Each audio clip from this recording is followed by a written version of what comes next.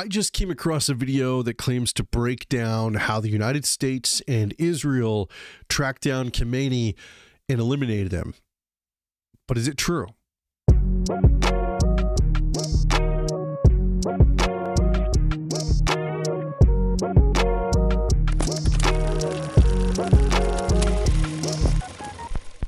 Hey, welcome back to the channel. If you like commentary and just a guy with a cold that speaks to you when he's got a cold, then feel free to like, share, and subscribe this video. Yes, I have a cold. It's a man cold. It should be on the mend now, hopefully. But, you know, that aside, I won't be doing too much of the talking today. We're just going to be reacting to a video by AI Telly. I'm going to put him down in the description here. His video is incredible. I've watched a bunch of his stuff before. Big fan of AI Telly. This video breaks down one of the most crazy assassinations that has occurred within our lifetimes. And it really kind of goes into the explicit detail. And being a former military guy, I love all things military. I love all things intelligence.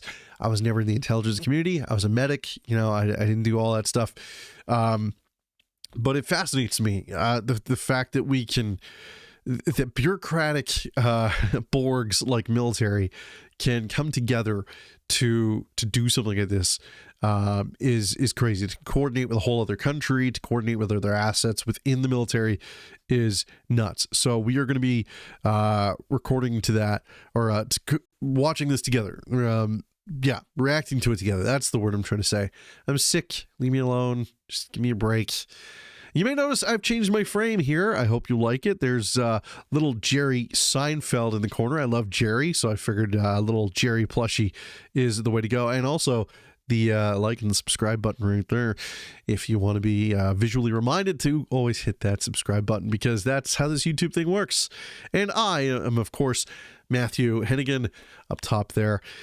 This video, I'm excited to watch it. This guy does such an amazing job, so let's get into it without any further ado. This is how the US and Israel tracked down Ayatollah Ali Khamenei's secret compound. How did the CIA and Mossad manage to track down the Iranian Supreme Leader's secret compound?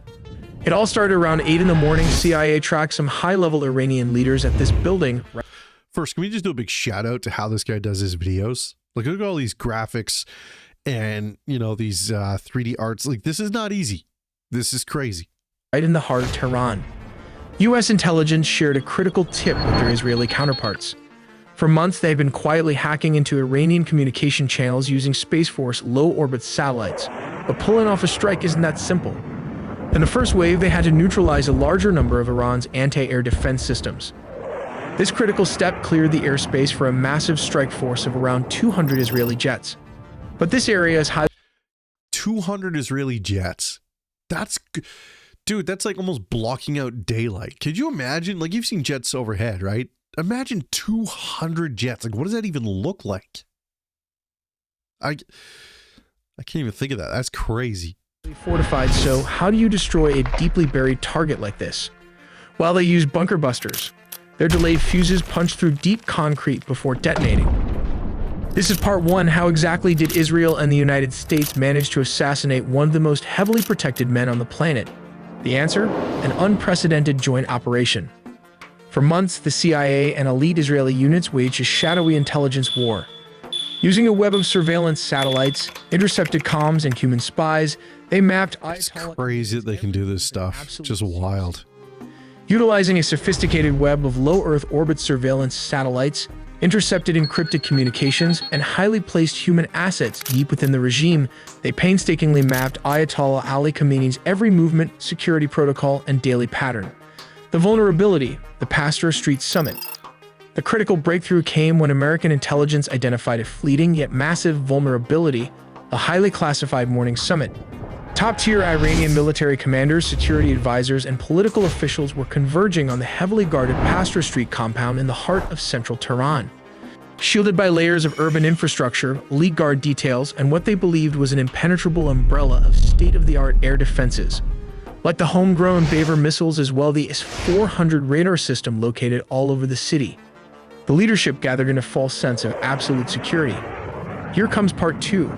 How many aircrafts were involved in taking out a single target? Well, 200. The focal point of the operation was Beit Rabari, Khamenei's highly secure official residence and centralized office compound located in the heart of downtown Tehran. While they used around 200 aircrafts, the localized strike on Beit Rabari was the anchor of a massive, flawlessly synchronized aerial campaign. Flew all the way from Israel with flying oil tankers, the largest military flyover in its history. The Israeli Air Force deployed an armada of approximately 200 fighter jets equipped with GPS bunker buster bombs. As stated, he was actually occupying a shallower subterranean facility, the free-falling guided bomb, which the IDF deployed as the munitions. It easily pierced the earth and reinforced concrete, triggering a catastrophic collapse of the entire underground structure. According to leaked Israeli intelligence reports, exactly 30 heavy munitions were dropped directly Holy into the hell. compound to guarantee total structural failure. Obliterating such targets relies on specialized bunker buster munitions equipped with delayed action fuses, allowing them to physically penetrate deep into the ground and concrete before detonating. As a dedicated specialized squadron delivered the 30 bunker busters directly to Khamenei's compound, the rest of the armada operated simultaneously across Iranian airspace. They dropped hundreds of munitions to cripple over 500 targets, instantly blinding critical air defenses and neutralizing ballistic missile silos. Here comes part 3. Like, you don't stand a chance, dude, over something like this. The Iranian made a very big mistakes to protect its leader. Because he was occupying a shallower subterranean facility, the deployed munitions easily pierced the earth and reinforced concrete, triggering a catastrophic collapse of the entire underground structure. Intelligence sources later revealed a critical tactical flaw in his positioning. He was not sheltering in one of the compound's 2 deepest maximum security bunkers facilities that would have required the heaviest, highly specialized U.S. ordnance to crack. If he had switched places, he would have been at least safe. And here is part 4, how many were exactly killed. Well, arguably The safe. list of eliminated targets is still undergoing global intelligence assessment. The strike successfully decapitated Iran's operational leadership in a single devastating blow. Killed alongside Khamenei were top-tier military figures, most notably Major General Mohammad Pakpour, the head of Iran's Revolutionary Guard, and top national security advisor Ali Shamkhani. Tragically, the blast also claimed the lives of several of Khamenei's family members who were present. But the first wave with 200 jets and U.S. Tomahawk cruise missiles did not just hit his compound. The U.S. cruise missiles was the one to take out anti-air defense system, while the 200 IDF jets took out the Iranian leadership. All in all, U.S. and Israeli forces struck approximately 2,900 targets across Iran, according to U.S. Central Command, in just one day. Reports suggest the CIA allegedly penetrated Iranian communications by bombarding them with spam calls, jump calls, and online breaches. Crazy. This data doesn't just result in spam and scam attempts. It can also affect your insurance rates and ultimately will lead into a loan denial just when you might need credit. It helps protect your privacy by Clever ad. All right. data brokers Let's from exploiting your information. see if we can go. Then with layers of concrete. There we go. While they have this bunker buster bomb. It has a laser sensor at the front, and just behind that are adjustable That was seamless, dude. That ad, In the middle. that ad read. Holy hell. head that weighs approximately 650 pounds containing tritonal explosive. This is a mixture of 80% TNT and 20% aluminum powder. Finally, we have the retractable fins at the rear. To give you a better sense of its size, comparing it to a person can be helpful. Holy It has a hell. length of approximately 19 feet long, which translates to around 5 meters. This section is made of an artillery barrel, which is very Holy strong. hell, dude. Diameter of 14.5 inches, which translates to around 37 centimeters, making it relatively narrow. They intentionally made the smaller cross-sectional area.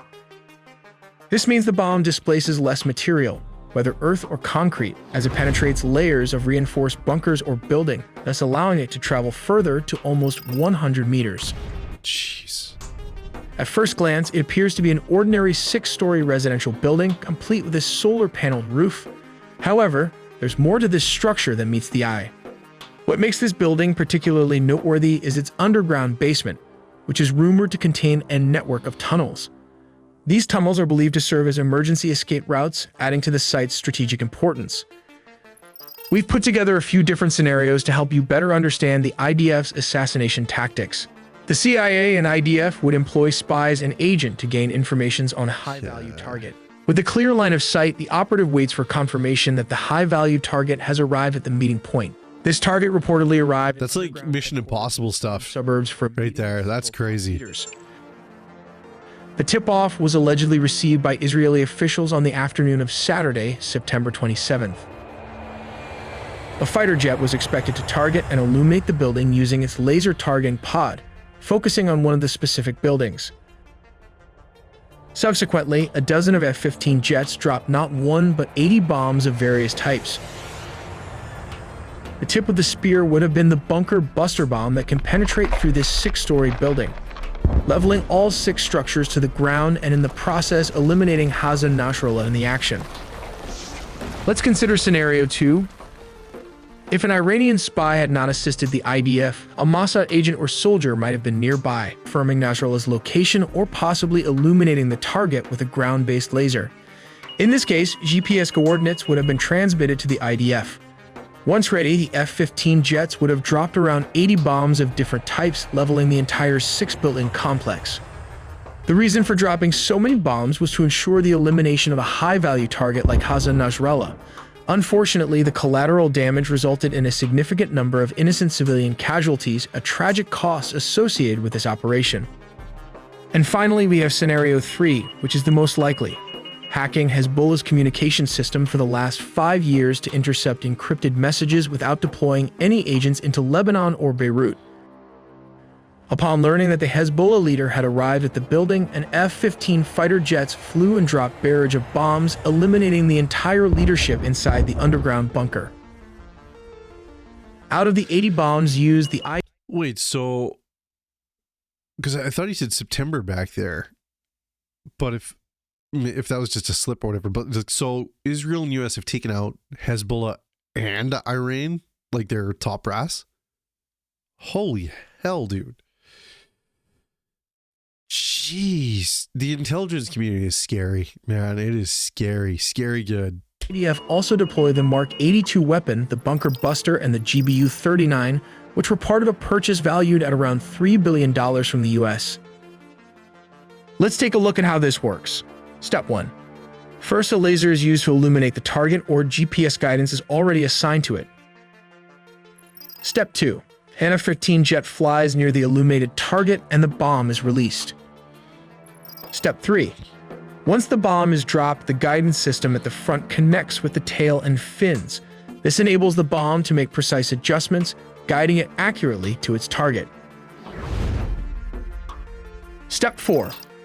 As mentioned, this is a bunker buster bomb designed to penetrate around 6 meters of reinforced concrete bunkers and can travel up to 100 feet of soft ground or buildings. Step 5. In the past, the GBU-28 has been equipped with a delay fuse like this one, allowing it to detonate after penetrating its target, rather than exploding on impact. The bomb contains 700 pounds of TNT, which generates a blast radius of several hundred meters. Jeez. Quite significant for a bomb of this size. As an engineering channel, we will also look into how these Mark 80 and 82 series of weapon can be turned into a guided bomb. When released, it falls just like a normal dumb weapon. As stated, the bomb can be fitted with a nose fuse, a tail fuse, or both simultaneously. Upon hitting the ground, the frontal fuse activates, burning the fuse conduit from the front to the back, thus creating a huge explosion. The alternative option is using the tail fuse FMU-139. This is usually used for delayed action and is set by the pilot. When it hits the target, the weight of the bomb will penetrate the concrete surface of a building, the fuse activates, and the conduit rod, which creates the 500-pound explosion after a few seconds as programmed. Jeez. This can create a lot of damage considering its small $4,000 price tag. We also made a deep dive into the sea, air, and land components of the nuclear triad. Dude, that's wild, man. That is absolutely crazy. If you're fascinated by that stuff like I am, feel free to like and subscribe. We'll watch more of that stuff as videos like that unfold. But holy crap, man, what an ordeal to go through, and that's honestly, that's movie stuff. That's the stuff we see in movies. That is wild. Anyway, take care. I'll see you in the next episode of Unwritten Chapters.